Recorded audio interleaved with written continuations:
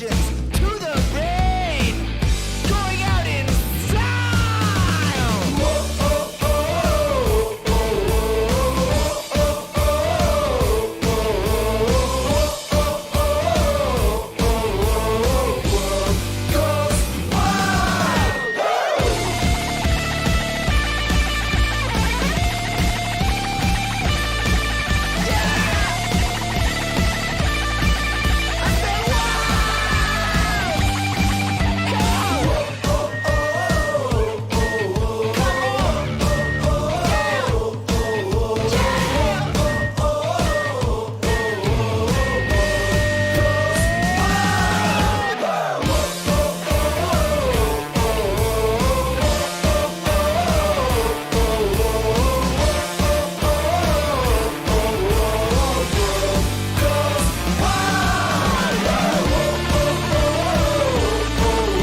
Everybody, today we're debating whether or not atheists are afraid to bear the burden of proof, and we are starting right now.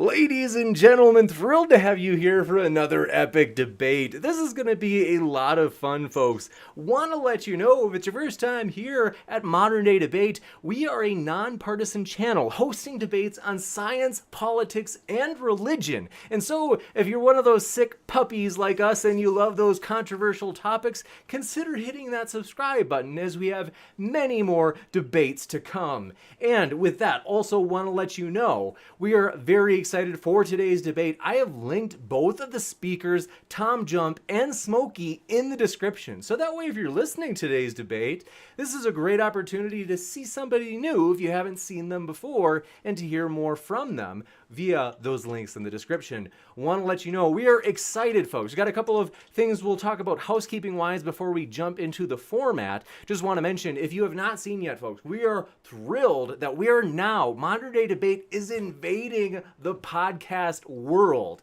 In other words, you will see on the right side of your screen, those are some of the podcast apps we are already on. If you can't find us on your favorite podcast app, just let us know which one it is and we will work hard to get on there for you. So with that, we are excited, folks. This is going to be a lot of fun today for this debate. It's provocative. These guys, real sick puppies, like we said. So want to let you know, today's format is going to be fairly flexible. So it's going to be roughly 5 to 10 minute opening from each side. And then, want to quick ask you guys, just as a quick reminder, who is going first? I will go ahead and kind of lead with a little bit of a light opening. You got it. Excellent. So the affirmative will be going first as usual, and then after that, Tom will be going. So very exciting. We will have open discussion after that, and then Q&A. So if you happen to have a question, feel free to fire it into the old live chat. And if you tag me with @ModernDayDebate, it makes it easier for me to get every question in that list. Also, Super Chat is an option. So if you have a Super Chat, it gives you not only the opportunity to ask a question, but also to make a comment toward one of the speakers. Of course, they would get a chance to respond to that comment, and it'll push your question or comment to the top of the list for the Q&A. Without any further ado, want to also do one last quick housekeeping thing. It won't actually be me moderating tonight. I am very excited. You've seen this guy before. Once in a while, he pops in. He's a tremendous guy. High energy. We love this guy. So very excited to let you know that Hunter from Sentinel Apologetics, he will actually be moderating tonight. I'm actually going to be stepping out as I am very excited, folks. We are going to start... We're trying to put all of your super chats. We appreciate all that support. Patreon, every way that you support this channel, we appreciate it. We're trying to put that to work. What I mean by that is we are starting to try to reach out to some bigger names to get you more entertaining debates, more intellectual, more lively, all sorts of different types of debates on all sorts of new topics and new big-time speakers. So we're excited. That's actually what I'll be doing tonight, is reaching out to a lot of big names. Some of them, I mean, I won't name all of them, but I'm excited, folks. It's going to be a lot of fun. And so, want to let you know, though, Hunter is tremendous. We love this guy. And so I'm going to hand it over to Hunter, who will take us through the rest of today's debate. So I want to say a huge thanks to Hunter for being here. And Hunter, they are now able to see you starting right now. Thanks again, Hunter, for being here. Yeah, thanks a lot for inviting me again. Okay, so pretty much the debate are atheists afraid to bear the proof or the burden? So Smokey, you have the floor whenever you're ready. Time begins now. Sure, appreciate it. Thank you so much. Well, sincerest thanks again to Modern Day Debate community and of course the audience for being here. And Tom, thank you for taking the time to do this with me. It's our first debate or first interaction. So, and for me, usually first interactions are a little bit more exploratory, but I have been listening to your debates for years and some of your positions are very interesting to me. Now, I know this is a debate, of course, about kind of a generalized perspective of worldviews and cultures, but I do want to kind of focus more a little bit, since you are the contender here, kind of your justification and understanding of your naturalistic, I suppose, worldview. Because, of course, in my mind, in my perspective, what we're dealing with is two competing models, each one vying for its place as the most coherent explanation of our reality. Now, naturally, what this would lead me to believe is that both sides, by some extenuation, must have some type of burden of proof, even if it isn't necessarily revealed right away. And usually this is somewhere behind our hidden presuppositions of the arguments that we tend to use to justify our worldviews. And so this is kind of one of those things that I kind of hope to be able to explore with you, also kind of maybe a little bit with your standards of evidence and whether or not you really believe you actually have any burden of proof for your worldview at all, or if you can simply justify the coherence of your worldview by attacking the coherency of all the other worldviews around you, therefore leading you with, by reasonable deduction, law of excluded middle, law of non-contradiction, naturalism must be true. So I'm kind of hoping that maybe you could walk me through a little bit of your personal justifications for the worldview that you espouse from an ontological level. And with that, I kind of yield. Yeah. So, yeah, to give an introduction, yeah, this is a common criticism of many atheists, is that they don't defend like naturalism, which is usually what their position is, and instead just attack theism. And the reason they do that is because the atheist position is more that theists are just making shit up. Like they're just, here's a question we don't know, let's make up an answer to it. And the atheist isn't trying to come up with an alternative answer to the question. They're just saying, you're just making shit up. So the burden of proof the atheist really has is just showing that the theist arguments fail. That's really the only claim they're making. They're not making a further claim that there is absolutely no God or that naturalism is absolutely true. They're just saying that all of the arguments and evidence theists present are just answers we don't have, or questions we don't have an answer to, that theists are just making shit up. And so the only burden that most modern atheists have is just to show that the theist argument fails. They don't actually have to defend an ontological position at all, because it's not really the position they're defending. The modern atheist position is just theists are making shit up. Okay. And we could absolutely take a burden of proof and just defend naturalism and show that we can make shit up too, and just say, oh, you want an objective basis of morality? Okay, it's an undiscovered law of nature grounded in naturalistic pantheism instead of theism. Or if you want meaning, purpose, value, and answers for what created the universe, the fine-tuning, etc., we can make up answers to those that are also grounded in naturalism. But the reason we don't is because that's not really the atheist position. The atheist position isn't, well, let's just show that we can also just make shit up and use reductio to demonstrate the arguments fail. It's really just that all your arguments are crap. And that's the position most atheists are defending, which is why they don't normally take a burden of proof. It's not because they can't. It's just because it's not genuinely what their position is. Their position isn't to try to defend naturalism. It's just to show that all your arguments are just crap. And that's the burden they're taking. Okay. Do you want to repeat it one more time? That all our positions are crap. Go ahead. I'll give it to you. All theist positions are crap. You're making shit up, and we can make shit up too. Just wanted to make sure we drilled that home there. It might not have been missed. Okay.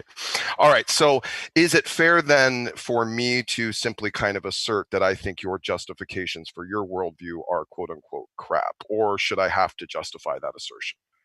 Yeah, you do have to justify that assertion. So the atheists do hold that burden of proof. As I mentioned, they have the burden of proof to show the theist arguments don't work. They definitely have that.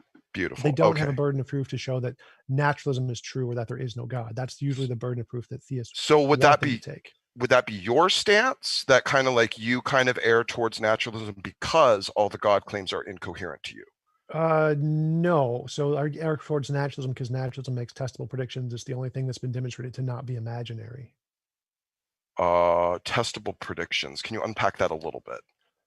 I'm not Like sure. like the testable predictions that naturalism, the paradigm of naturalism, predicts and proves. That the type of testable predictions that proves that naturalism is true as the base model understanding of the proof of our existence of reality. Like, because here's the thing, it's fine to say natural things happen, therefore naturalism works. That's fine, but that's not an argument to the naturalistic worldview being the explanation of the universe. You see what I'm saying? Right, right. So testable predictions don't prove anything with absolute certainty. Like, for example, if I have this water bottle, I can make a testable prediction that if I drop it, it'll make a sound, and it makes a sound. That's reason to believe the water bottle exists. And all we have based off that is just the reason to believe the water bottle exists. We have nothing further. There's no reason to conclude there's a God. There's just reason to conclude there's a water Right. bottle. And that's Right. Yeah. naturalism. Naturalism is we have the water bottle. We have nothing further than the water bottle. Well, so then naturalism, you would contend, then isn't equipped to address anything to the origin of the universe or the origin of life. We, like I said, those are just questions we don't have an answer to. Anyone can make up an answer to those questions that is equally justified. So any type of justification you think you have theologically is equally or better met under naturalism. But the atheist position is that we just don't know the answer to those yet. Okay, so the I don't know of the gaps is preferable to the God of the gaps to you. Yes, admitting you don't know is always more intellectually genuine than trying to make up a solution. So always. can you, okay, that's fair. Let's go with that. Can you pinpoint or give me an example or even just a, I don't know, a hypothesis of something you could see naturalistically that would give you evidence of supernatural influence in the natural realm? Sure, any testable predictions would work. For example, if I believe there is a supernatural being X and I pray to supernatural being X for a gold brick and a gold brick appears in front of me, then and it happens and repeatedly, then that would be evidence of the supernatural being Okay. X. Well, then that would be a very, very specific type of God. That's basically like Amazon.com. Well, no, you just What asked if, for you just asked for evidence of the supernatural. I would just imagined a single supernatural okay, that's entity. fair. Okay, that's fair. Let's extrapolate it back a little bit then to an actual God claim. Is that a coherent expectation of a God claim or all the God claims? It would depend on the God claim, because if you're asserting there is this thing that has these sets of properties, Well, I feel then like you you're would have to using it. infer. Sorry if I might stop. No, I so feel yeah, like I imagined a God thing in my analysis to give you an example of a supernatural being that we could have evidence for naturally. That's all you asked for, was to give an example of okay. some natural Okay, thing. that's fair. So, And so but to answer your question is that in order to have testable predictions, you have to give a definition of what you mean by God, and then we have to extrapolate from those. Would there be testable predictions? okay. Would a supernatural occurrence be repeatable so that it could be testable? It can be, yes. Well, wouldn't it just then be natural? No. How would it not be a natural phenomenon if it's repeatable in nature? Repeatable just means you can verify the results multiple times. It doesn't tell us anything about its ontology. So it can be a singular occurrence that happens to have happened in a particular box that allows it to be testable. I have no idea what you're saying here. So Okay. supernatural. So I'm trying to figure things- out how you could be convinced of the existence of the supernatural from your worldview. This is what I'm testable trying to predictions. get I at. already answered that. So Okay. the answer is No, I get that, but that's not a valid, coherent expectation for the existence of the supernatural, because Yes, it it may is. not. Okay, so the supernatural doesn't exist until TJump sees it. No, you need some way to differentiate, is this thing imaginary or is this thing real? And the Okay. method we have to do that is testable predictions, which applies to anything. So anything you think is real and isn't imaginary, you need to demonstrate with some methodology that it's not imaginary, which is the testable Well, predictions. need to Testable for. predictions apply to natural things, supernatural things, Well, wait a minute. omninatural things, ubernatural things, just Hold anything on. that you want to show isn't imaginary. You need to apply a methodology like testable predictions. Yeah, no, you keep saying need. Need for what purpose? Need to convince you or need to convince myself? Both. So you need some way to differentiate imagination from reality. True of everybody. Every individual Okay. needs, for any claim that is of something that exists, you need to demonstrate it's not imaginary, or have a way to differentiate imaginary from, is it real? So you agree we do need to operate within the realm of the acceptance of the coherency of the laws of logic, and that our universe has to be the way it is in order for us to even have this conversation. We could agree with that. Too many included baggage in that. I wouldn't agree to necessarily. Depends on what Well, you mean by all those terms. okay. Well, for example, if our universe had just one dime's worth of mass, greater or less, in it, neither of us would be here to have this conversation. Is that seemingly a probability expectation of a naturalistic paradigm? No, that would just be only if we're made of mass and matter. We could be made of other natural things that don't entail those. So no. So we could exist without a universe that would have collapsed into a black hole or expanded into Yeah, I mean, nothing. we don't We need could to be still we don't need to be made exist. of matter in that is affected by a black hole. We could be affected. We could be created by lots of different natural things. You Oh, don't need to be. so we could be non-material life, Yeah. in your opinion? Sure, it's definitely a possibility. Well, but is it a possibility you would bet on, like that if our universe had manifested in any other way, life still would have basically life is essential, it would have come about any way possible? Because that almost seems like what you're espousing. No, it's not anything like what I said. I said it's possible we could be material things where we're just matter and nothing else. It's possible we're idealistic things where we're just some kind of consciousness essence and nothing else. I And it's have no possible we're a idea. combination of both of those things. How can a naturalist, an epistemological naturalist like yourself, believe that non-material things could exist? I'm having a Well, real hard most time with physicists this. do. So like Well, you're not the physicist on the table. I'm kind of asking about your perspective of how right. you're So reconciling I this. usually go with the consensus of academics, and in the consensus of academics of physics and cosmology, there are natural things that can exist outside of space-time. There's no problem here. You judge by consensus? Yeah, consensus is like one of the strongest forms of evidence in the academic field. Yeah. Interesting. Okay, so when Galileo was the only one saying the Earth was round, he was. No, this doesn't actually apply to the past because they didn't have the same level of information we have now. So now that we do have a certain that's much irrelevant, greater level of sir. information. That's No, it's irrelevant. perfectly That people relevant. 100 years from now are going to have better information, and Yeah, still they're going to be ruled by different consensus. So what point are you making? I'm lost here. That the consensus back then didn't matter. It's the consensus now that's relevant to my position. So only right Galileo now, belief not in the doesn't matter. future, not in the past, only right No, now. I'll go with the consensus in the future too. I'm happy with that. Okay, so we've figured it out enough at this point, you believe, to be valid enough to judge on consensus. Like this is the time. Yeah, I'm pretty sure that general relativity isn't going to be overturned by anything. We're not like, if we discover a new scientific consensus, computers aren't going to stop working because of the new scientific consensus. All the things we've discovered, all the things that work as discovered by science, are going to continue to work regardless of the change in the methodology that we apply to it. So yes, the stuff we've discovered so far is pretty reliable. Okay, this sounds like a pretty heavy assertion without much of a justification, lightly edging on hubris. No, I mean, I'm sorry, you're just ignorant of science, but it doesn't matter. Well, I'm not ignorant of science. I'm trying to figure out how you are justifying. Let me finish. So again, in science, like nothing that changes about our theories of physics are going to stop computers from working. We have testable, verifiable things we've built based off of our models in reality that are going to continue to work no matter how the science changes in the future. It's not like you can regress to a different level before then. The computers are still going to work no matter how you change the scientific paradigm. I think maybe we're going to a dead end. Let's maybe try to backtrack if you don't mind. Let's take back to kind of step one here. What would convince you of the existence of the supernatural? Novel testable predictions. Okay. Exactly the same as any other scientific theory or any theory. What if that is an unrealistic standard for the existence of the supernatural? Then what if, let me put it this way. Let me give you an analogy, and then please respond. Sure. Okay. Everyone in the world has a supernatural experience, and it's all the same, and they all relate to each other and say it was the same, and they don't know how to explain it. And everyone in the world has this supernatural experience except TJump. Could you still be convinced that that occurrence actually happened, or do you require empiricism for yourself? I never said anything about empiricism, and if you said they can't explain how it happened, well, then that's the answer. Well, no, I'm sorry. I've heard you take that stance before in other debates that you can only judge things empirically. I apologize. No, I've never taken that position. That's never been one of my positions. Oh, I heard it in your Discord conversation. Okay. No, it's never been any of my positions. Not with TRN and Jack Angstrich and his people in the Discord server? I've never been an empiricist. I've never been a logical positivist. Interesting. Okay, I might have to repull that clip. Okay. Well, okay, so what is your standard then outside of, let's say it's not repeatable in order to be testable, it doesn't happen in a space where that's coherently possible. Is there any other way for you to be convinced of its existence? There could be lots of ways. So the criteria is you need someone to differentiate imagination from reality. The one way that we know works is novel testable predictions. There could be other ways that we don't know of. I only know of novel testable predictions as the means that we can use. So if you want to present a different one, that could definitely work too. But as far as I know, there just isn't one.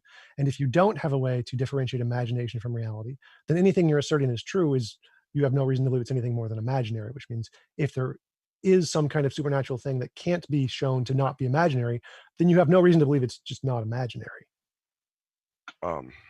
Okay. I had a hard time pulling much out of that. Can you try a little bit simpler version of that for me? Because Sure. So anything we assert exists, it could just be something in our head. It's imaginary. It's made up. We just unicorns, leprechauns, okay, well, that's fairies. just an abstract, right? That Right. doesn't mean it No, exists. no, no. Okay.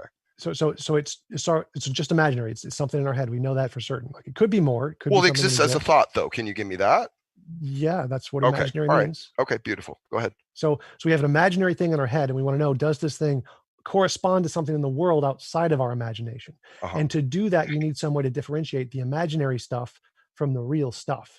The way we do that is through novel testable predictions. We have a novel testable prediction, like if I believe there is a evolution is true or whatever, I can predict that we're going to find certain fossils of Tiktaalik located at this location at this whatever the layer is in the geological scale, and say, we don't know about this yet. We're going to do a test. We're going to find out if it's there. If we discover it's there, like, oh, it's there, then that means that my hypothesis, which was just imaginary, is highly likely to correspond to something in the world. So we now have a reason to believe that that imaginary hypothesis is describes something in reality, not just my imagination.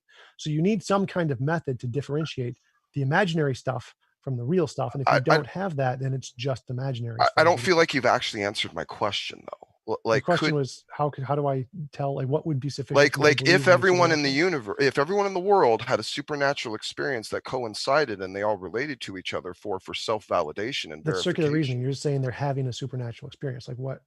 Well, That it's doesn't make something sense. that would qualify. And again, I don't want to draw a line on it because for the sake of the hypothetical, I have to keep it open-ended, but it's something that everyone in the world would qualify and recognize as a supernatural occurrence. That's And circular. So again, you need some way to differentiate. Was it imaginary? Did they just imagine it, or was it real? Just the fact they experienced it doesn't tell us that. You need something to okay, differentiate. Was it well, this imaginary? is the Was point, it real? is how would you and this is where I'm drawing, and maybe you're answering the question for me right now. How would you interpret that occurrence if it happened in the world around you? Would you believe it was supernatural? Would you believe it was just some sort of mass hallucination that you weren't a part of?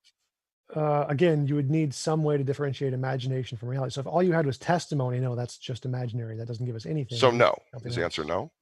I'm not sure of what your question is. So Well, if everyone okay. had an experience and they saw Except something, you. yeah, Could you be I convinced could be of added that in. the Even if experience I'm added happened? in, it doesn't make a difference. The number of eyewitness testimonies adds nothing to the evidence. So it doesn't matter how many people Okay. see it. You need someone to differentiate, was it real or was it TJump, imaginary? I'm not talking about proving it for the world stage of I'm scientism. not I'm either. talking about proving it to you. That's the same thing. Even if I was included, like the number of eyewitness testimonies isn't evidence for things that don't have an empirical basis. For example, if we said I saw a unicorn, that wouldn't be reasonable. Even if we have tens of thousands of cases of people seeing Bigfoot, tens of thousands of people seeing the Loch Ness monster, hundreds of thousands seeing homeopathy, millions of people seeing magic on TV, millions seeing all kinds of these ghost stories. The number of eyewitnesses makes zero difference. Like every Okay. human being in the world, I can show you a picture of an optical illusion and you'll see it moving, but it's not moving. The number of eyewitnesses isn't relevant to showing it exists in reality, not our imagination. Is it possible for you in your mind that you have straw manned all the God claims and falsified them in order to fall back on naturalism? Is that a possibility to you? No, because that's not my position. Okay. So you believe that naturalism is the best explanation for the world and the universe. Given our current evidence, yes.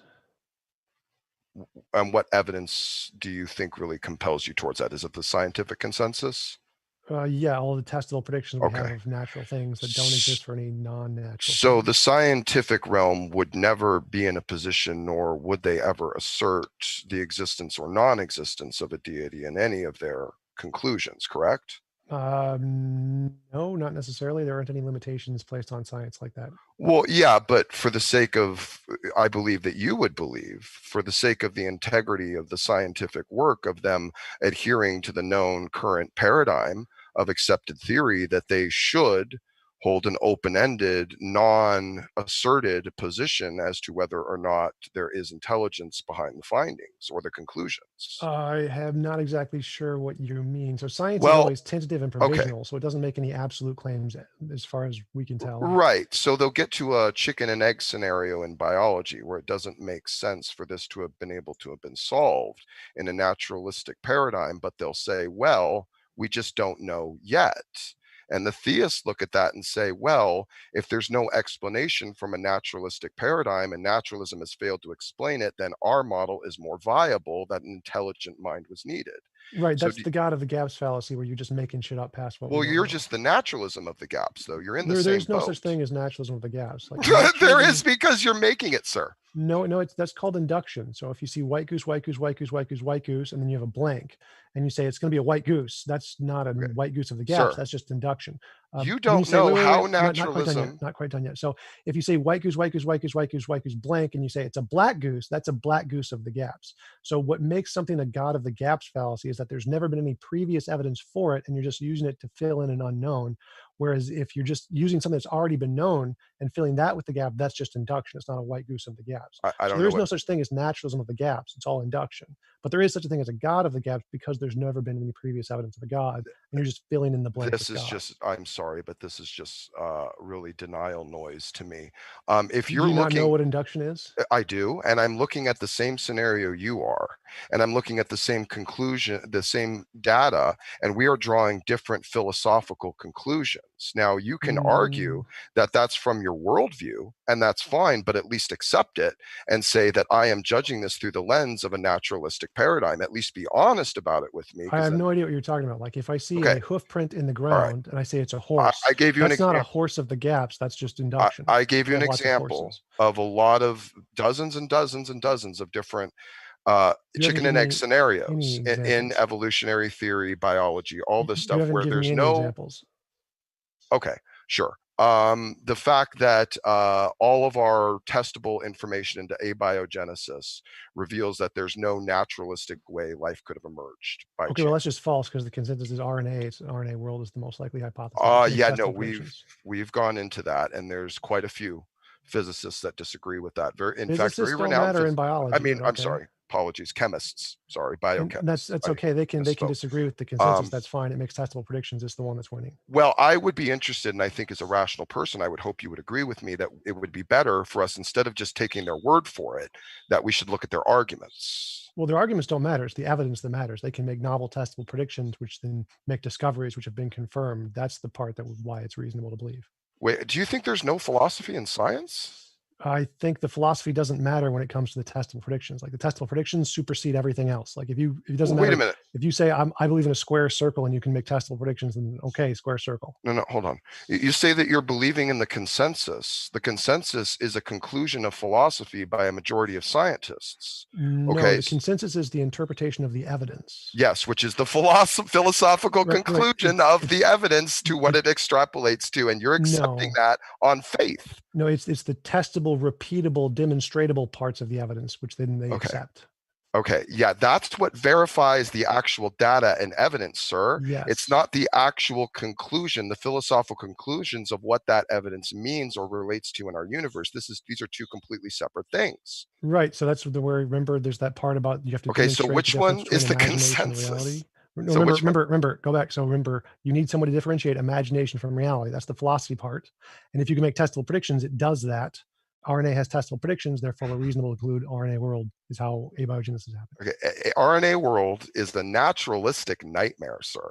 Not I mean, really. and if you look at the arguments, that's true. Now, what you're doing, I think you don't know the arguments. The arguments, again, don't matter. I'm looking at the evidence, not the arguments. No, you're looking at the consensus. No, I'm looking at you're not even looking at the actual data. Stop strawmanning me. Don't tell me what I'm looking at, because I know what I'm looking at. You don't. You know nothing about me. I'm making an observation. You're not making an observation at all. You don't have no idea what my research is on the RNA world hypothesis. Do you believe it on consensus or not? Stop. No, I believe the evidence based on the novel testable predictions, which is accepted by the consensus. So the evidence, which is published in many academic papers, I've given these to many people who I've talked with about the RNA world hypothesis. The RNA world hypothesis has made testable predictions, which have been confirmed. Therefore, that hypothesis is the best one because it makes testable predictions. Okay. Can you? Okay. Okay. All right. Let's step back. Can we? can we try to hypothesize? Maybe help me with this. Let's try a thought experiment. Can you hypothesize for me outside of your gold bar example? Because that only works for a certain number of deities and would in no way falsify the existence of the Christian deity or even some of the other more temperamental deities that don't feel so, benevolent towards mankind. So help me here. Can you think or help hypothesize for me a naturalistic falsifier for the existence of any deity at all that kind of pushes your worldview more towards the realm of feasibility? No, you wouldn't look for falsification. You look for confirmation, novel testable predictions that are confirmed. So you'd say that if I have a God belief of X, this God belief is Okay. going to do this thing, which we will see if we So- do this experiment. If that God deity cannot possibly fall within that criteria, would you admit that you are incapable of being able to believe that it exists? No, you're incapable of demonstrating it's not imaginary.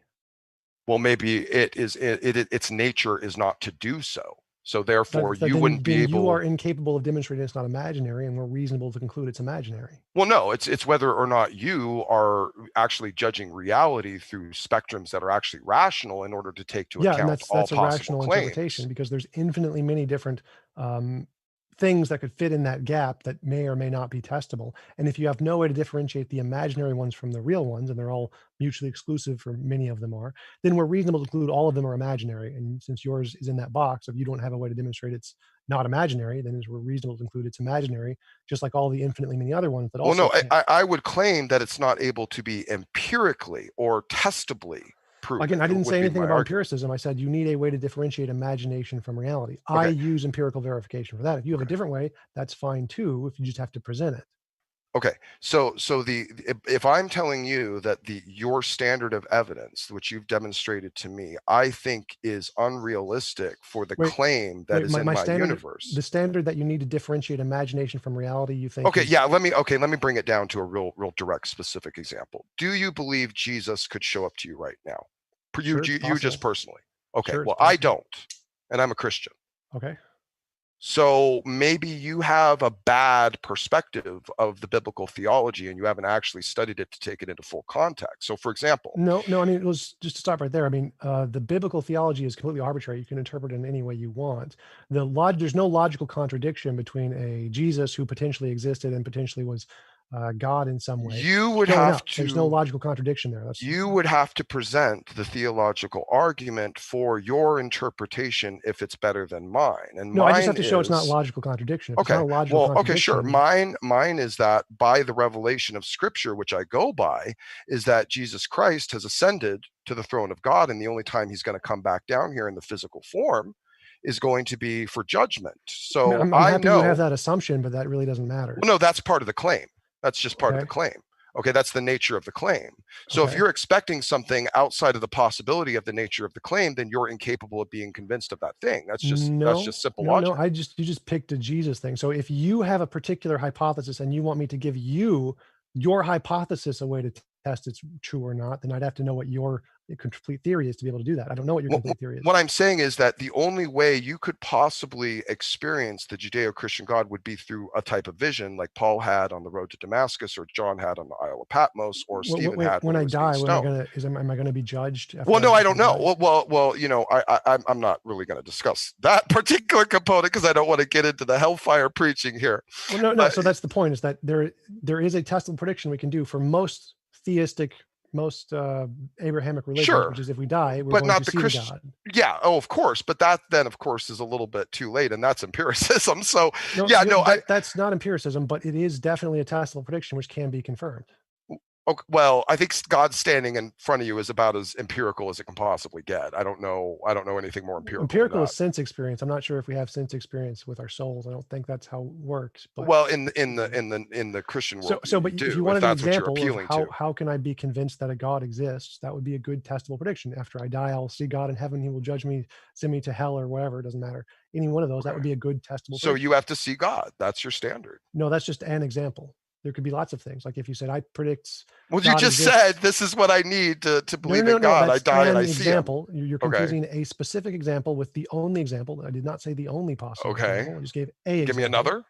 If you say, I believe if my God I believe in my God, I'm going to pray to him to rearrange the stars and spell out this sentence, and it happens, that would be also good evidence. Also not coherent for the Christian worldview. I don't care what's either, coherent for your worldview. Well, you're just proving you can't possibly be convinced of the existence of the Christian God. Your personal subjective interpretation of the Bible, I don't know what that is, so I can't give you a testable prediction. Well, I just gave it to you. Your subjective interpretation. No, I just gave you the interpretation I have from Scripture. You gave me a single particular example of what that one I thing, gave you actually a pretty overscoping theme of the fact that at all. your So expectation I can't give you is unrealistic. Stop. I can't give you testable predictions for your belief. You have to make the testable predictions for your belief. I don't need to do anything, and Yes, I particularly you do. don't need to spend effort trying to convince cynical people who aren't able to be convinced of the existence of my God because their standards are completely unrealistic You're not to the nature of my you're not claim. understanding. So you need I don't a way, think you're understanding. No, sir. I'm understanding perfectly. So you need a way to differentiate: is your God belief an imaginary thing made up in your head that's complete bullshit, or is it? I don't need to substantiate that to a cynical person, sir. No, I'm not saying to me. I'm not saying substantiate to me. I'm saying substantiate to you. I have. If you don't, stop interrupting. So if you don't have a way to differentiate, is this just an imaginary thing made up in your head, or is it real in the world? Then you have no justification to believe it's not just an imaginary. I'd agree with that. Sure, I agree with that. So if you want a testable prediction or whatever from your worldview, then you would have to provide. I don't know what your worldview is. I can't. I don't have that type of incoherent standard for my I'm not saying you do. I'm not saying you do. So again, that's not what I'm saying. I'm saying if you want to be able, if you want your worldview to be able to convince me or anybody else by creating testable predictions, you're the one who knows your worldview. You would be the one who would know what kind of testable predictions we could expect. I don't know your worldview. I can't look into your mind and look at the consequences and then infer here's going to be a testable prediction. I don't know your worldview. I can make testable predictions for lots of other worldviews that I do know, and they're perfectly coherent. But I can't psychically read your mind to know what your worldview is to be able to make a testable prediction from your worldview. It doesn't work that way. Okay.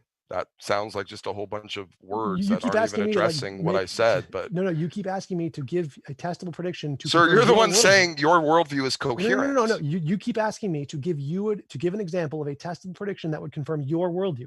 I don't know what your worldview is. I can't do that. I can't read your mind. Let me try and make this as simple as I can in terms of the naturalistic paradigm. Okay, you're saying nothing to do with the naturalistic paradigm. Let me finish. Let me finish. Okay. If you're saying my view of a non-theistic universe, I'll even go ahead and take naturalism out of it for it if you want. My view of a non-theistic universe is more coherent than the view of a theistic universe. Now, what I'm looking for was not only the justification for it, which seems to be a mix of a couple different things, but also kind of trying to understand, would you even be able to be convinced of certain God claims by the nature of the claims themselves? Is your expectation of evidence in your non-theistic paradigm realistic to be able to actually extrapolate whether or not there are God claims, or you've just falsified a few and think you've called it a day? So again, what you're saying doesn't have anything to do with my position. So again, my position is you need some way to differentiate imagination for reality for any claim of anything that exists. If you can't do that, you're reasonable to conclude it's imaginary. So for any God claim, if it can't differentiate between is it imaginary or is it real, then it's reasonable to conclude it's imaginary. So if your God claim, whatever it is, doesn't have a way to do that, then it's imaginary. So when I look at something, just as an example, like the realm of abiogenesis and the idea of simple protein molecule synthesization and protein strands, and I see that it requires chirality.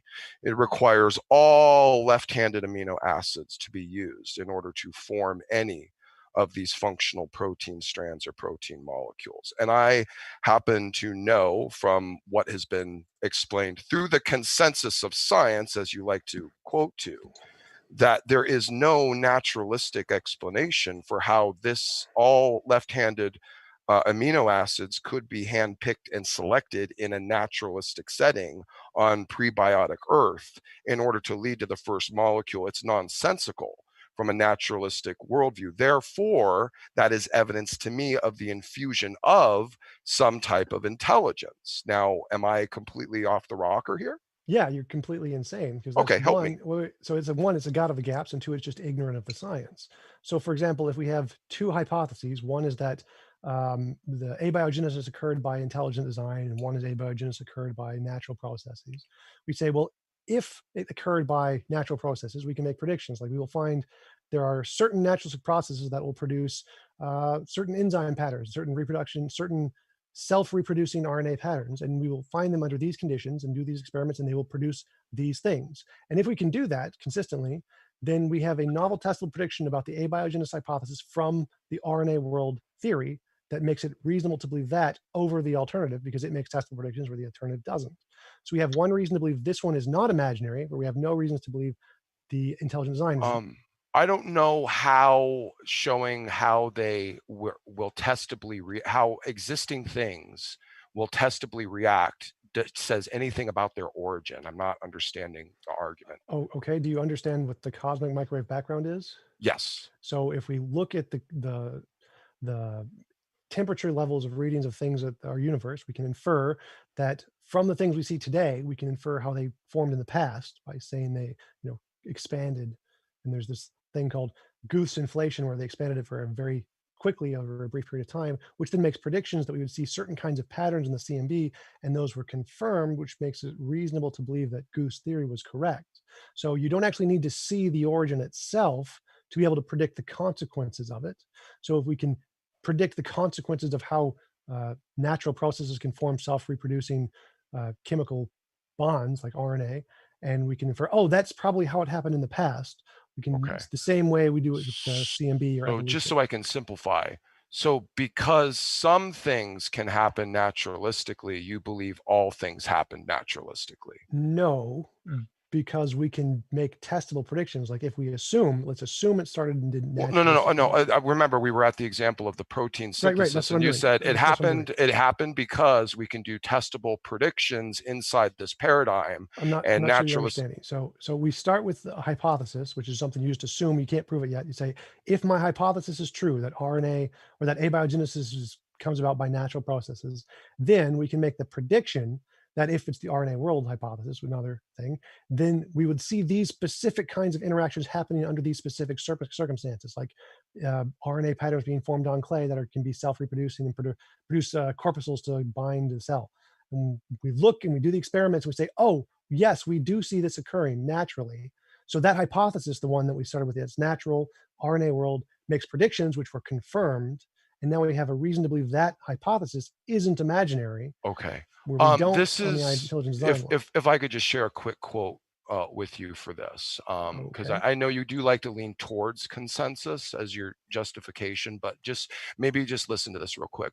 Charles Carter is a structural biologist at the University of North Carolina, has presented evidence that RNA molecules alone would not have been sufficient for all of the processes needed to initiate life on Earth.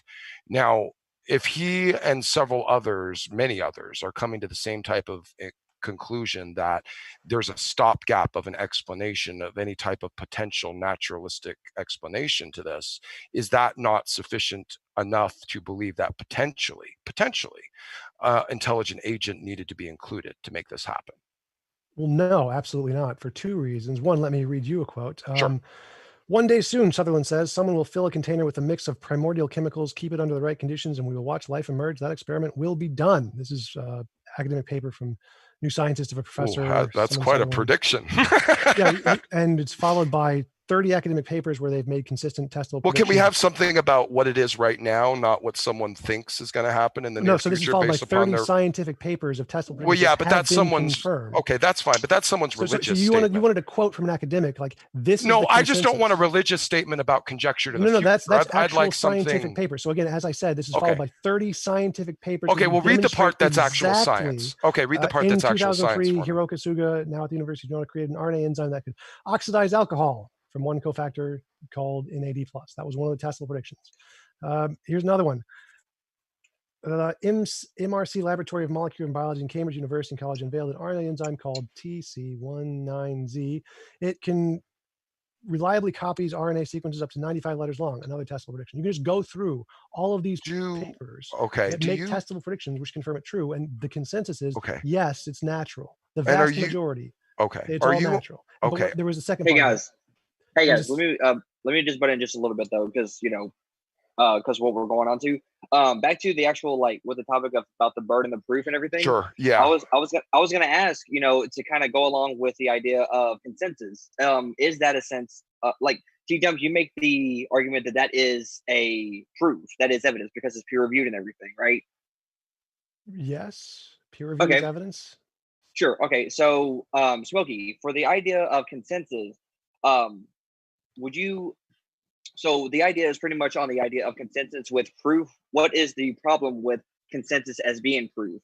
Since that is typically the idea of what the proof is, since TJump is making because I think it's more because I think it's more feasible and more realistic, more practical, and honestly more rational to go look at the actual arguments, not just sit and say, well, the consensus of these guys have figured it out. I don't need to know the arguments. They believe it, so that's good enough for me. I just don't think that's a practical position to take. So the position is that the people who are experts in the field, who are actually qualified to evaluate the arguments, have evaluated them and come to this conclusion. Your personal interpretation, which you're likely to be wrong significantly more than them, is crappy evidence. So if I look at the evidence and try and make a conclusion off of my interpretation, that's crap. But if the experts in the field do it, that's probably right. So what's more likely, that all of the experts who are trained in the field for their entire lifetimes got it wrong, or you made a mistake? What is that you made a mistake? Was my quote right or wrong to you? What?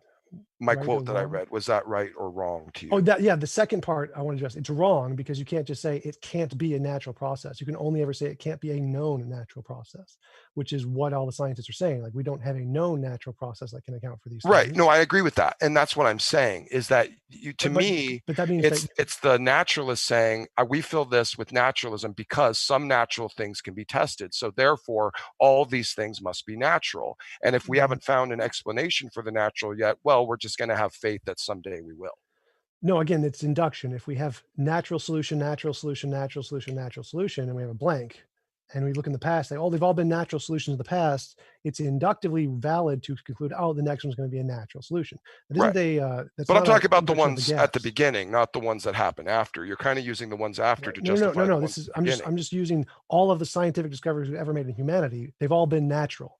So the next discovery we don't know yet, regardless of what it's going to be about, is also, it's reasonable to assume it's going to be natural. I don't ever believe science would discover something supernatural through any type of testable, repeatable process at all. I don't think that's a feasible so then you're admitting you have no reason to believe supernatural is anything. No, I'm just saying that your standard is unrealistic, and I think it's not something that's rational to hold to. Okay, so you're admitting you have no reason to believe that supernatural. I'm admitting according to your standard, I don't.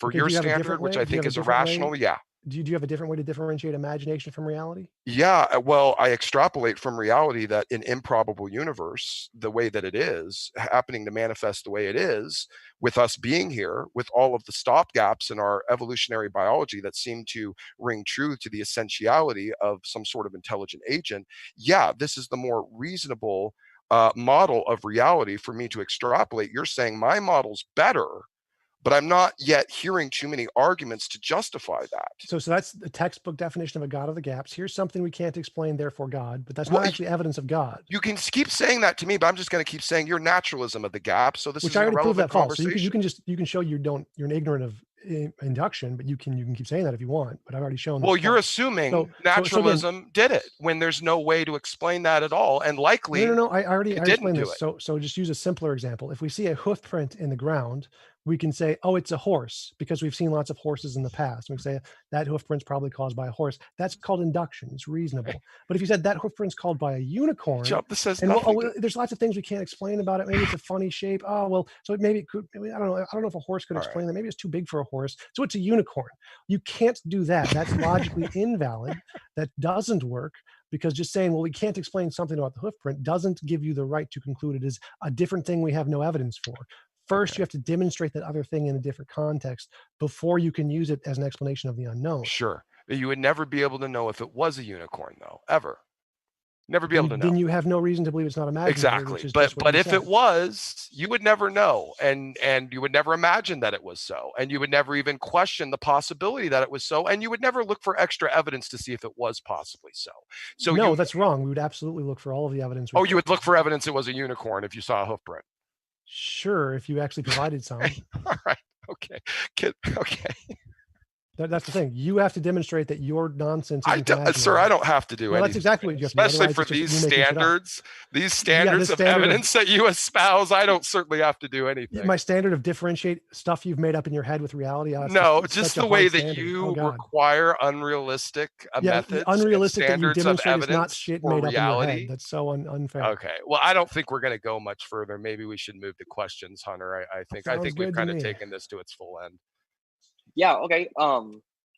Now, well, okay. Well, thanks guys for that conversation. It was interesting. I actually wanted to get in it just a little bit, just to kind of steer the conversation, but it was still actually pretty good, and informing.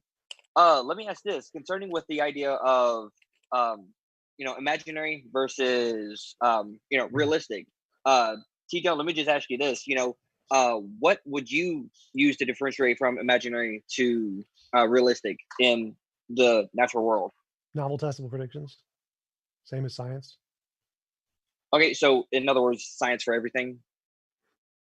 Science for everything that's demonstrated something about reality. There's other things like conceptual stuff you don't need science for, like language, math, logic. Those you don't need novel testable predictions for because they're not claims about reality. They're claims about languages and stuff in our head. So that's why Okay. that's why I reject logical positivism, because I'm not saying that the only kind of knowledge is synthetic about the world. You can also have knowledge about things in our head, like language, and you don't need empirical verification for that. So I'm not saying empirical verification is the only way to gain knowledge. It's just the only way to gain knowledge about things independent of our imagination. Gotcha. And Smokey, just a question for you about consensus. Would you say that in order to change consensus, you would have to have a really good argument that's better than what the consensus has? I think it would have to be a lot more than that. I think you're threatening the peers that you're going to put your paper in front of. You're threatening their political positions, their livelihoods, their reputations, their life's work. You would have to have something pretty darn stinking airtight that would be probably beyond any potential actual legitimate criticism or critique or doubt. And I don't think that type of thing has ever passed. So I kind of feel like the scientific community is a bit like a train on the railroad tracks. It's just going to go where it's going to go. We're not going to find a way to switch that track. Even if we do come up with really, really good argumentation that might kind of torpedo the consensus is always going to fight being wrong. And that's because it's still built of a bunch of humans that have a bunch of careers and livelihoods to protect as well. I think atheists put a little too much faith in the integrity and sanctity of the scientific community and that it can't possibly be swayed by politics. I don't think that's realistic.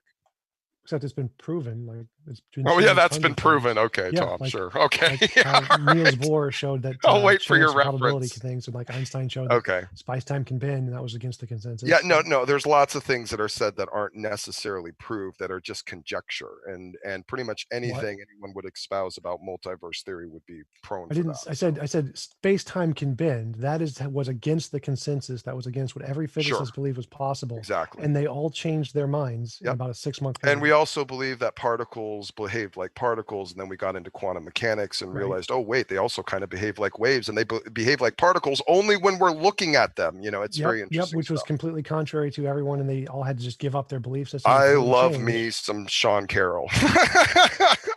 So yeah, it's happened pretty regularly. Okay, beautiful. All right, Hunter, anything else? You're muted. He's muted. You're muted, sir. Sorry, I didn't realize I was muted. Sorry. There you go. Bad moderation there. It's all good. James does it a lot, so you're going to be forgiven because you've only done it once for a short window, so you're fine. There you go. Okay, well, awesome. Well, I just wanted to ask those questions just to kind of get a little bit more in there. But cool. So, I don't know where James has gone, but what we can do is we can try to go to the super chats. So if you guys have any more of the super chats, please go ahead and send them in, and we can try to get to them as much as we can. Let me try to see if I can actually get to them real quick. Give me just one moment. And by the way, also don't forget that there is an after show with, let me try to see. I saw it's Sean Maddox, Logical Plausible Probables channel. He's doing an after show right after the debate. I will stop in for a light little word. I am kind of exhausted, but I will try to stick it out as long as I can in his after show if people have questions or comments. Awesome. And TJump, of course, you're invited too. And absolutely, I might go, might not, we'll see.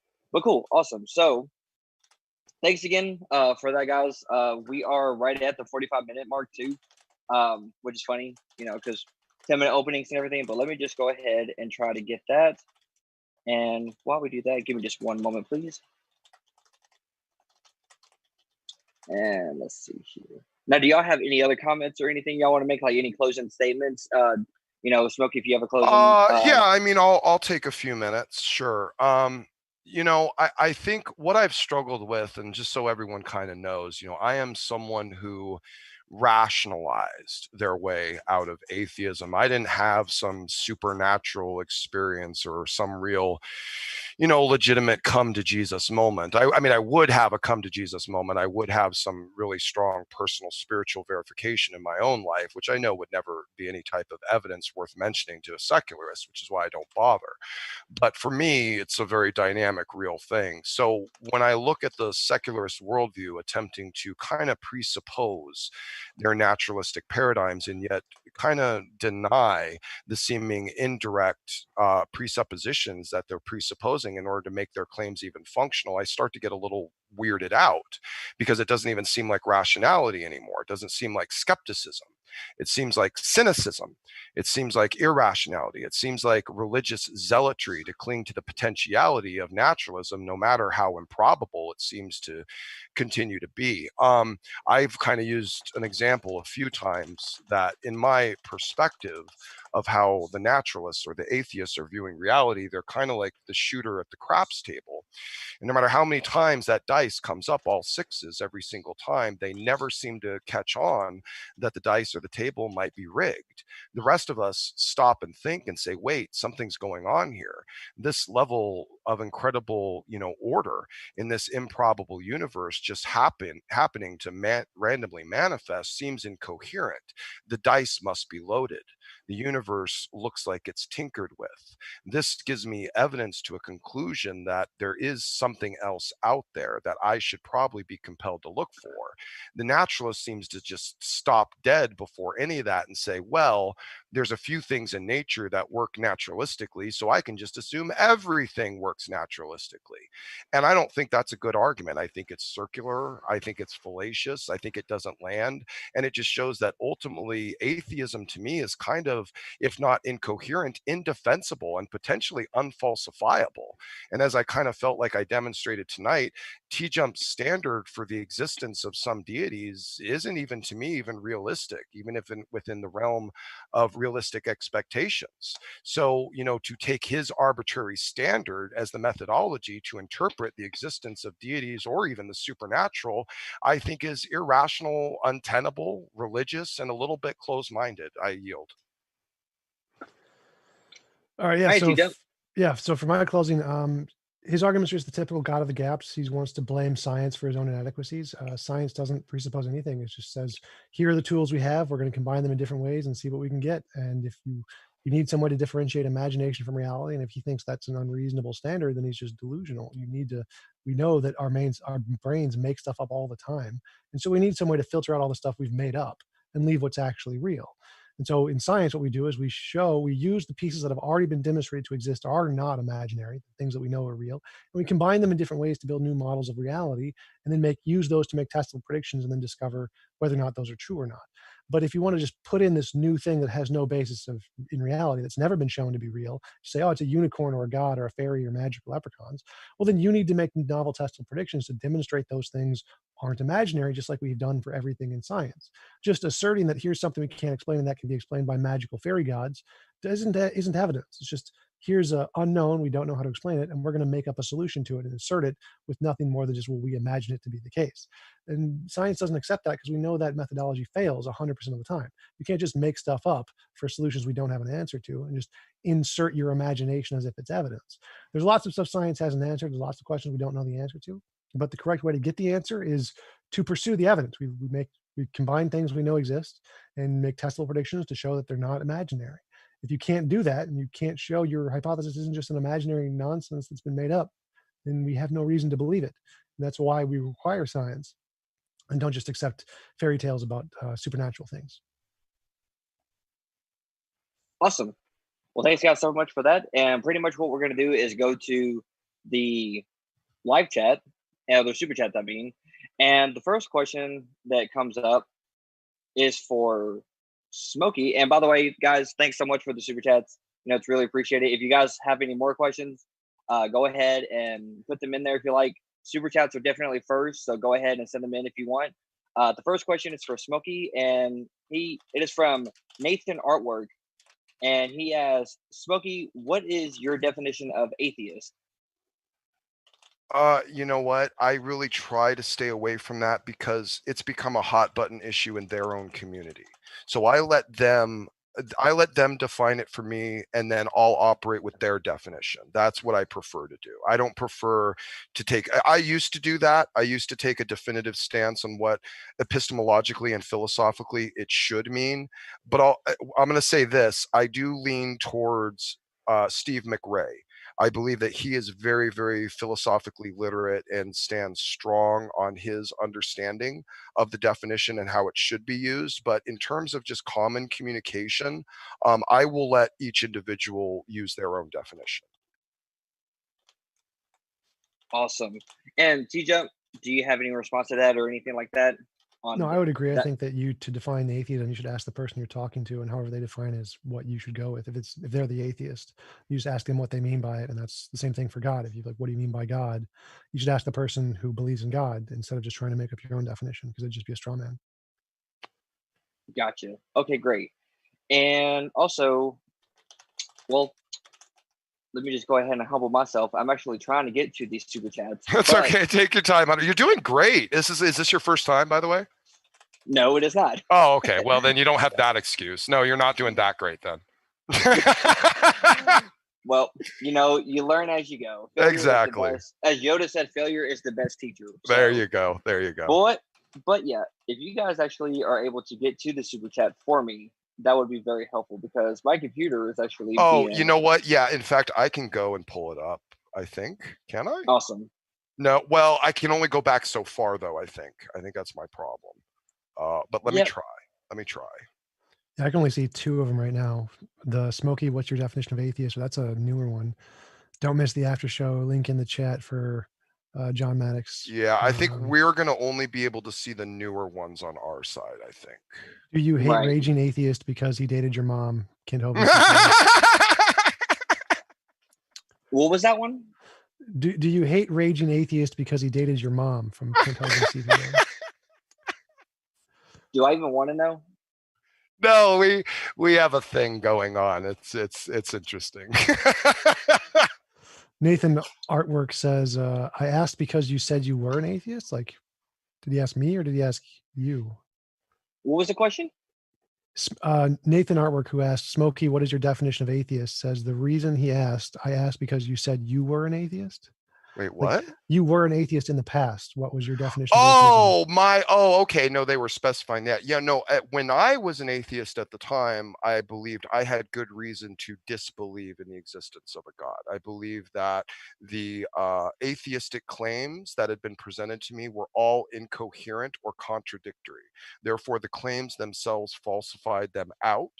And I was not interested in trying to believe in any type of deistic, non-personal God. So I ended up personally leaning towards atheism. And I actually did, I will admit, probably on an epistemological level, I did, if I'm being completely honest, balance myself going back and forth between atheism and agnostic at certain times, I'm sure.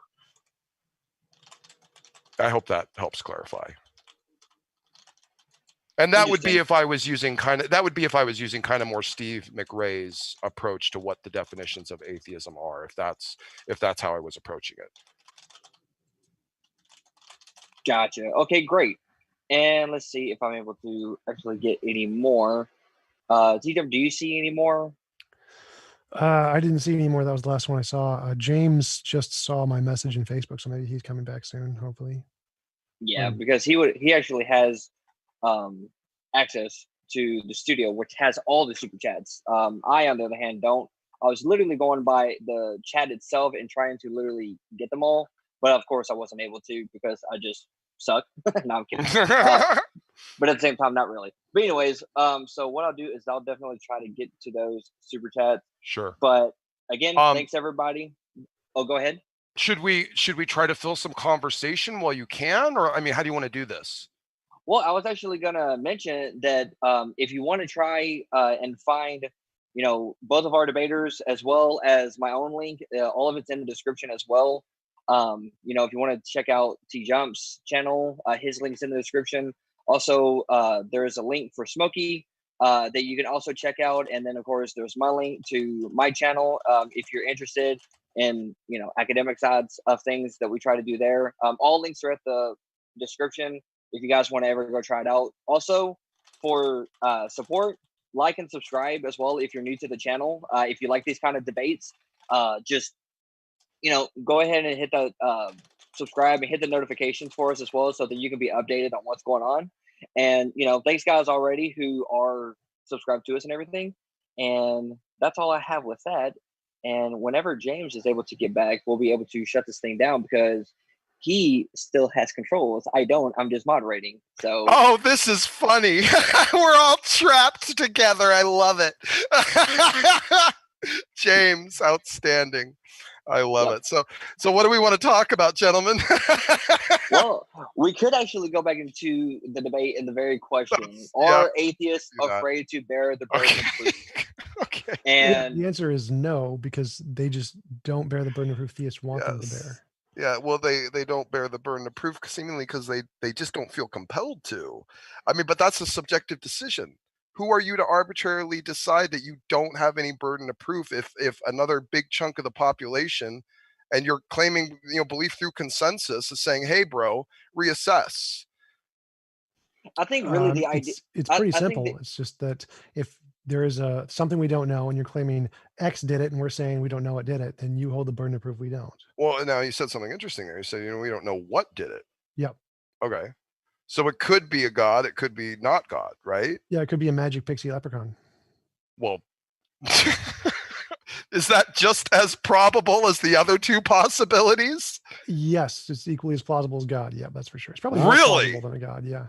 So the existence of magical, nonsensical pixies, fairies, which we know are just abstracts of modern culture that we've invented, these things are more coherently possible than the existence of a god. That we also know is a magical, made-up, non-coherent, fictional. Well, you don't know that. You don't know that. We have equally as much support that fairies and leprechauns are. There's no greater reason. Well, that's your arbitrary judgment. Are you an expert on that? That's just the objective measurement of how we determine evidence by everyone. Well, how you determine evidence? No, it's just science. Like, you don't get an opinion on it. Well, yeah, I don't judge things. You can disagree with science if you want, but I'm going to go with Well, no, science. I just don't decide that I think it's a good idea to interpret reality through scientism. I didn't say anything about scientism, so good. Well, that's kind of what you're relying upon, No, is it? If science doesn't prove it, there's no reason to believe it, right? Nope, I never said that at all. I said you need some way to differentiate imagination from reality. See, this Science does that. Yep. You sure can. Welcome back, James. We missed you. Pardon my delay, folks. Crazy stuff, but what? My guess is you already did that backup plan that I mentioned, Hunter, right? Catch your breath, sir. Actually, I was I didn't get a chance to because the guys were talking, and I didn't want to interrupt because it was getting pretty meaty again. So pretty much for the people who did send in a super chat, if you can simply just send it as a normal question to @ModernDayDebate, and we'll be able to get to those super chats as soon as you put them into the chat for us. So we can go through it that way and try to get to all of them at once. Definitely. And so, yeah, long story short, if we ever can't access the super chats, which does happen sometimes. So, for example, like sometimes, I don't know why it is, but YouTube has been dropping the ball with it. And what I will do is we usually just say, oh, hey, friends, like, sorry, we don't know what's going on. But if you're able to, as a normal chat, just tag us with Modern Day Debate, or in this case tonight, Sentinel Apologetics, and just in a normal chat say, hey, so sorry, or hey, you missed my super chat. I said this. Would you please read it? And then we'll just read it for you. And so sorry about that, folks. It has been a wild one tonight. I haven't had this much of a frazzled. Anyway, enough about me. So thanks for your patience, folks. I'm going to see if I can get them open right now. And in the meantime, you probably saw those two that just flew in now, Hunter. So Really do appreciate it. Thanks so much, Jungle Jargon and Roadstar. I'll let Hunter read those off. Thanks so much for your help, Hunter. And I'll be opening up the super chats in the studio if I can. Yeah, actually, they're not loading up for me. So if you want to, I got him. So Jungle Jargon asks, Okay. how do you define God, TJump, and do you know how we define God? So I define God as a non-physical mind that created the universe, created everything other than itself, essentially. By we, if you mean Christians, I assume like the all-powerful, all-knowing, all-loving, conscious, personal being who created Jesus and rose him from the dead kind of a definition.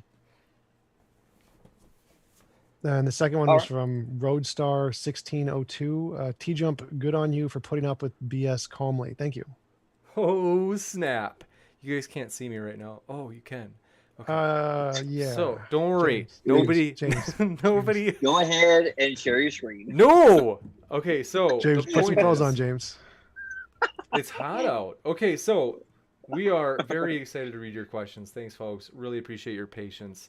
And yeah, Hunter, I suppose you're. Oh, that's right. If you're using your phone, you might not actually be able to open the live chat, right?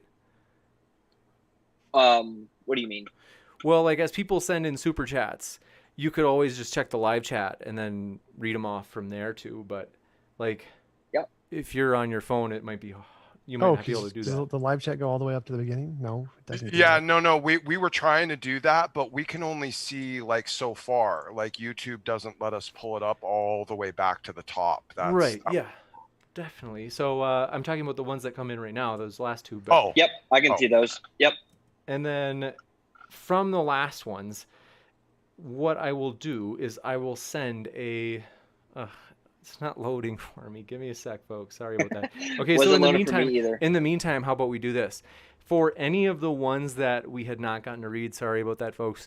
If you could do a favor and just tag Sentinel Apologetics and just say, "Oh, hey, my super chat was this," and you They would did actually It would actually be at Hunter Bailey.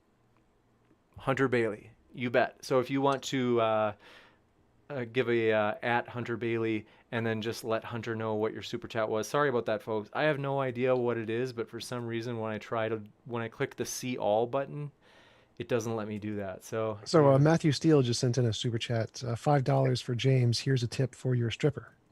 thank you, Matthew. That's All right, the kind of and also- positivity we need around here. So go ahead. And also, Aaron Cheritor, sorry if I butchered that. He said, "Ask Smokey if half of the world believed in the supernatural and the other half did not. Which side would you choose with no Iron. priors? With no priors provided." Iron,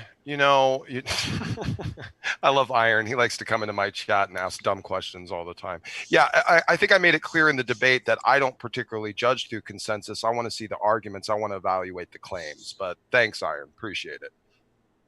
Alrighty, and for Tom, here's one from W.G. Williams. He says, "Tom, how can the hypothesis that the origin of life was created by purely natural means be falsified? Does not intelligent design ID serve that null hypothesis purpose? If not, what is the null hypothesis?" No, the null hypothesis is either P or not P. So it would be either it was designed by naturally or not designed by naturally. It doesn't tell you what it actually did do. So the intelligent design would be an additional hypothesis. It's not either natural or design. There's infinitely many other things that it could be that we just don't know about yet. It could be determined. It could be random processes. It could be anything. It could be the supernatural, ubernatural, super duper natural. It could be lots of things. Those are just two alternative hypotheses, natural and supernatural. The null hypothesis is just it's not that. Just like P or not P. There isn't it's either natural or design. That's not a true dichotomy. Okay, and another question for you, TJump. Why do you claim RNA from clay to be a natural process when it was a directed and a controlled experiment using synthetic and purified materials? Because all natural processes are done by experiments with scientists, which were directed, controlled experiments. Like we didn't just watch nature and just see lightning. Like, no, we did experiments. We built a machine to dry like a lightning rod to experiment with lightning. Like humans design things to interact with the environment. We didn't design the environment. So yeah, it is a process done by natural processes, even if we built the experiment, just like all experiments. If I could respond lightly, I don't think that's actually true. I think that the experiments that they're using are contrived, and I don't think that they actually relate to prebiotic Earth at all. I think that they're basically jerry-rigging naturalism and proving that intelligence is actually needed. That's my personal take. Gotcha. Okay, let me go ahead and go to the next one. Actually, I just had it, but I don't know where it went. Actually, it looks like that might be the last one. Unless somebody has... Here we go. A question for Smokey. You say you want to evaluate claims, yet you don't seem to understand that positive claims bear the burden of proof. How do your claims give us a burden? Burden of proof to who? For who? And you might be a cynic masquerading as a skeptic, and you're not able to realistically be convinced of the existence of anything beyond what you can see. So we would have to explore your personal methodology and epistemology to see if you're even a rational human being that could be convinced of anything like that. That's called shifting the burden of proof. Yeah, that's what they all like to say, and I just don't buy that anymore without it having an argument, because now it's just an assertion. Well, yeah, I mean, like, it's all about your position. It has nothing to do with anybody else's ideology. So Well, you guys have a position, even though you deny it, you have it, but that's fine. No one else's position matters. It's your position. The justifications for your position. Your position doesn't matter. I agree. Yeah, that's how the burden of proof works. Yeah, okay. Okay, so moving on from Korag Nightwolf for Smokey. He said, can you ask Smokey that if he is a fallible being and can only establish that a being claiming to be Jesus appeared in front of him? One more time. Can you ask Smokey that if he is a fallible being and can only establish and can only establish that a being claiming to be Jesus appeared in front of him, can you establish a being claiming to be Jesus appearing in front of you? If a being appeared physically in front of me claiming to be Jesus, I would know it wasn't Jesus. That's simply through the nature of the claim of what Jesus is. I would know that Jesus was now lying if he was appearing in front of me in physical corporeal form. So that would be incoherent with the expectation of the worldview of the nature of the God claim. TJump, do you have any response to that? I think what he's asking is if Jesus appeared in front of you, how would you tell the difference between, is it just a delusion or is it the fact that he's appearing in front of me would tell me that it's not actually him? I think he was trying to go the other way and say, if you believe in Jesus, how do you show that it's not just your imagination? Well, that's going to be personal validation that no secularist would accept anyway. And that's what he's asking for. That's what he wants to know. Well, that's if you really want to know more about that, you're going to have to come to my channel, and that's an unpacked session, sir. Okay, and another one for Smokey. There are many ways to get homochirality, I think that's what they say it, such as via polarizing UV light from stars on asteroids, stereochemical processes, etc. And that is a super chat from Stupid W. There you go. Thank you. I'll let you take those for me. Homochirality. Yeah, so that's for Smokey. Do you want to respond to that? Sure. Yeah, why not? That's just another thing that the naturalists like to do, to add improbability on top of improbability on top of improbability so that they can still bet on it that it's somewhat feasible. As long as they think there's a slim chance, just kind of like Dumb and Dumber, as long as there's a chance, then I'll believe in it. To me, that's just the naturalistic paradigm. That's pretty funny. Like, hey, there's a % chance this could occur because we have naturalistic explanations for it. And that's better than a 0% chance of made up stuff that we have no evidence. It's not 0%. It's your assertion that's 0%. But yeah, the never vast demonstrated improbability, in reality, that's zero. Well, that's your arbitrary decision that you have just asserting. No, you don't have a support for that. You admit you don't have a support where your worldview. So why are you trying to now claim you do? Because that's how evidence works. Like, okay. We believe there's no reason to believe in the supernatural because there isn't any. There's no. Okay, let's move on. Okay. Alrighty, well, let me go ahead and go on. And thanks, James, for sending me the actual super chats now. Yes. Let's see. And these, when I'm trying to. Oh, okay, wow. There's a lot, actually. Sorry about that, guys. Okay, so let me just go down. Okay, so one from Jungle Jargon. I don't know if TJump you already answered this. I'm just going by it to see. Show how nature making nature is science. What? From TJump, show how nature making nature is science. I don't know what he means by that. Like nature didn't make nature. Nature is eternal. That's more of the hypothesis. It wouldn't. Nature making nature isn't a thing. I don't know what that means. Well, he's saying like how can you explain probably the naturalistic manifestation of life? Abiogenesis, RNA world. Like, I don't think that's what he's asking, but I don't know what that means. Are those proven to you, by the way? Are those proven to you in your mind? Nothing is proven in science. It's Okay. just inductive. But they're strong enough to believe, in your opinion. They're stronger than any supernatural hypothesis. That's for sure. Okay. All right. Okay. Okay, for Smokey, what is the evidence that a mind can exist without a body, specifically a creator mind? Sure. Go look up all the evidence that's been pulled on near-death experiences and how consciousness can actually be non-material. I believe it was George Moore and Gary Habermas both co-authored a book delving into a lot of the scientific claims for near-death experiences. And again, these are not the sensationalized ones, which are the ones that I even like to discount, and the atheists do too, which are the ones where people, went to heaven and met Jesus. We don't care about those, and those are not the ones that they talk about. They're talking about the ones where people were brain dead or comatose and yet were able to be cognizant and aware of the goings on of things in other parts of the hospital or other parts of the house where they were.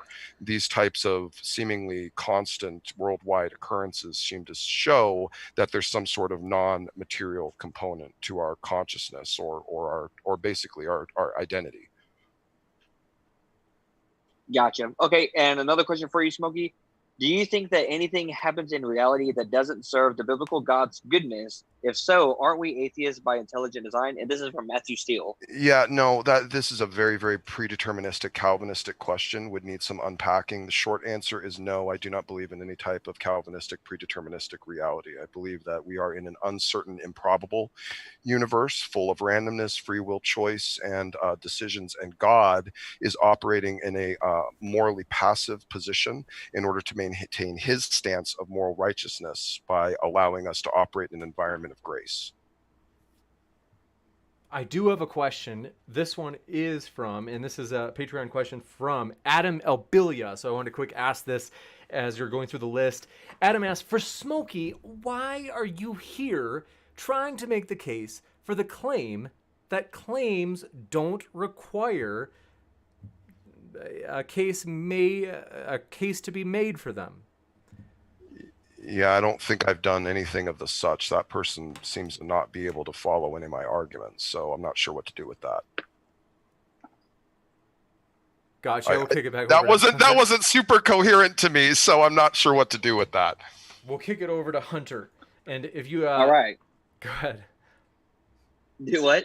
What were you gonna say? I was gonna say, if you happen to have any clarification in case I screwed that up. If I butchered that one, let me know, but I tried to read it as close as I could to what I had read. So go ahead, Hunter.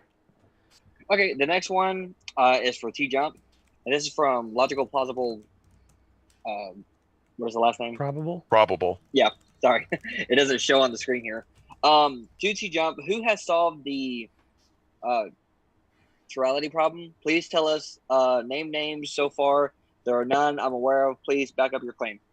There are lots of questions science hasn't answered yet, but we've made Tesla predictions which don't need to solve every answer. We just need to solve some, which makes it better than the hypothesis that solve none. So we don't actually need to solve every answer. There's some things we don't know, and that's fine. We can just, as long as we make Tesla predictions, ours is better than yours. Next up, we Gotcha. do have a question from John Rapp. In case you hadn't gotten this one, Hunter, I was going to read it just as I know the chat is moving fast. John asks, are theists afraid to bear the proof burden? We're the only ones that seem to ever do it, so I don't know how we could be. It's the naturalists, the atheists that are constantly running, and even though they presuppose naturalism for everything they say and conclude, they never feel they have to prove it, and I find that just really weird. And every time you ask them to, they just scream burden shifting, and run away. So I don't know really what to do with it. Gotcha. We'll kick it over to Hunter. Alrighty, and for the next one, just remember there was an after show. Thanks again for that super chat, Logical. For TJump, are the laws of logic material or immaterial? The laws of logic are abstract, so they're not material or immaterial. They're just things in our head. If you want to actually like find out what they are, they're just chemical processes in the brain of different associations. So in that way, they're physical, but there's no immaterial anything as far as we know. Gotcha. And another one for TJump. Are you aware that logical positivism has been refuted, i.e., that rationally justified arguments count as sufficient evidence for belief? Yeah, I've actually said that specifically earlier in the debate. Like you can have knowledge of things like language and logic without empiricism, which is why I've said many times I'm not a logical empiricist. Gotcha. Okay, and for Matthew Steele, for TJump, he says, "I'm also an atheist, and I have to point out that even just stating theism is crap carries a more rigorous burden of proof than you're saying." No, it doesn't. Like if I say all the theist claims are crap, then my burden of proof is to show that theist claims are crap. That's the burden. You think you've facilitated it? Oh, absolutely. Not Okay. like we haven't gone through every theist claim in this debate, Yeah. but I've gone through all of them in my previous debate. So yes. Gotcha. And also, let's see, and James, this actually might be for you. This is from Maynard Saves. It says, "I would like to see Ocean and Kyoto debate the coherency of the Trinity with DD first, any takers after that." That would be epic. We haven't had Ocean on in a long time. We would love to have Ocean on again, as he's always fun to listen to and get to talk with. I will see.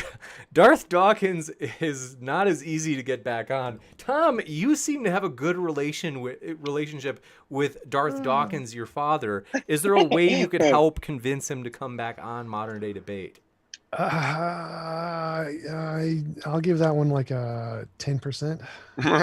Gotcha. He's not happy with us, folks. Not happy. Alrighty. Yeah, Ocean's actually really cool. I don't know how many people would like to see me and him in a boxing match, but we actually talked about it because he boxes and so do I. So that might be a nice little, thing to happen. Maybe we can live it here or something. Anyways, going back, and let's see. Also, for James, Logical Plausible says, "James, Leophilus and I want to debate." And then going on, Steven Steen, "Why is Tom debating his idol?" Tom, why are you debating your idol? So true. My idol, I mean, James's sexy body. Thank you. That surprised me. Where did that come from? Well, I'll take what I can get. Thank you, Tom. And I don't know, Tom. You saw that Smokey. I couldn't find your picture in time. It's been a crazy day. Oh. We actually put Steven Steen's face there. Very sorry. It's a very tasteless joke on our part to do that to you. But Steven, we hope you're well if you're out there. Nasty guy. Awesome. All right. Well, that's all the super chats I have. And so, James, if you want to, take it back over to you, it's all you now because that's all the super chats that I see. Rad. If there are any standard questions, let me know, folks. Thanks for your patience. I could not thank everybody enough. This is truly the mods. We thank you so much. We thank you to Tom and Smokey so much, as this channel is a community channel. It's everybody's channel, and so we really do appreciate everybody making it possible. It's always fun. We have come up with a couple of breakthrough ideas to where I think we will be able to get people, where we get a lot of people reaching out saying, "Hey, we'd love to do a debate," and we're like, "Absolutely, we'd love to see what we can do." And long story short, we found a way to kind of streamline things. So I'm excited for that. We should be having more debates more often. And we're also, like I said, looking to get new people, new topics, and a lot more. Erica will be here. You see on the bottom right of your screen, Erica versus Shadow Dancer. Unfortunately, Shadow Dancer won't be able to make it. However, we do have a replacement debater to take on Erica tomorrow, Gutsick Gibbon. YouTube's favorite daughter, folks. I mean, really, everybody loves Erica. She's tremendous. So that's going to be a really fun one, having her back tomorrow. And as well as her mystery opponent, who may be closer than you think, folks. But we are really excited. We do appreciate everybody, just how much you do for this channel. And so thanks for your patience tonight as well with me dropping the ball on a couple things. So thank you, Hunter, for moderating. Hunter, I forgot to mention, at the very beginning, folks, if you were here, I mentioned at the very start of this debate that Hunter's link is in the description. So if you are like, oh, snap, I can't wait to see more of Hunter, well, there's plenty more where that came from. So want to say thanks, everybody, for being here. And let me just quick check the chat if there are any other standard questions in addition to the super chats. And I did see one that tagged me. Let me get that real quick. is it from Leophilius? Because I saw that one. Oh, hold on. Good Lord. Gotta scroll all the way up. We have Actually, go I ahead. can read the one from Leophilius because I have that one right in front of me. Yep. You bet. So Leophilius, thanks for your question, asks for Smokey, what parallel precedent or verified phenomena indicates a likelihood that anything supernatural can serve as an explanation? Sure. I think again, a lot of what we have talked about just in general, a lot of the chicken and egg problems and the biological and origin of life models, where seemingly just empty blind faith is being used to fill the gap of what appears to be just as viable of an explanation of intelligent agency, and for the atheist to say, well, I'm allowed to maintain this belief. And even though I don't know how naturalism could fill this gap, I get to continue to believe it and do so in a justifiable way. And I just never feel that I have to, possess the burden. They seem to, I've never seen a justification for the assertion of the idea that naturalism is more coherent to explain some of these problems than any type of intelligence. So, I mean, the atheists to me are just playing a game that's really philosophically dishonest so that they can avoid having to ever rationally justify their own worldview. Gotcha. Very sassy. And go ahead, Hunter, if you have that question. Pardon my interruption. No, you're good. Actually, I don't have the question in front of me. So that was actually the one that I was looking at too, that I was looking for. You got it. So thanks so much, folks. Really do appreciate it. And so I'm going to jump in here with you. Let's see. You know what I'll do? I just got an idea here. So want to say thanks, folks. We, as mentioned, are in podcast format. So if you love podcasts, well, we hope that is enjoyable for you. And so, oh no, what have I done? I lost Hunter somehow. Wait, you can see Hunter though, folks, right? So let me figure out whatever I did. Oh, there it is. Okay. So yes, thanks so much, folks. We really do. That's embarrassing. Okay. We do appreciate it, folks. It's been a really fun time because of the debaters and because of Hunter. So with that, we will hopefully see you tomorrow night, as that will be a human evolution debate, creation evolution style. So that should be a lot of fun. I think this Thursday, let me check. I think we just confirmed it for this Thursday that we are going to have one on whether or not masculine norms in the United States are acceptable. So in other words, when Tom calls me a beta, is that appropriate, Tom? Really? So all that kind of stuff, toxic masculinity, that should be a really fun conversation. So with that, we hope we'll see you for that one as well. And we hope you have a great night, folks. I'm going to check one last time for any last questions, and then we'll head out. So if there were any, I missed it. So thanks so much, folks. And we hope you have a great night. Keep sifting out the reasonable from the unreasonable.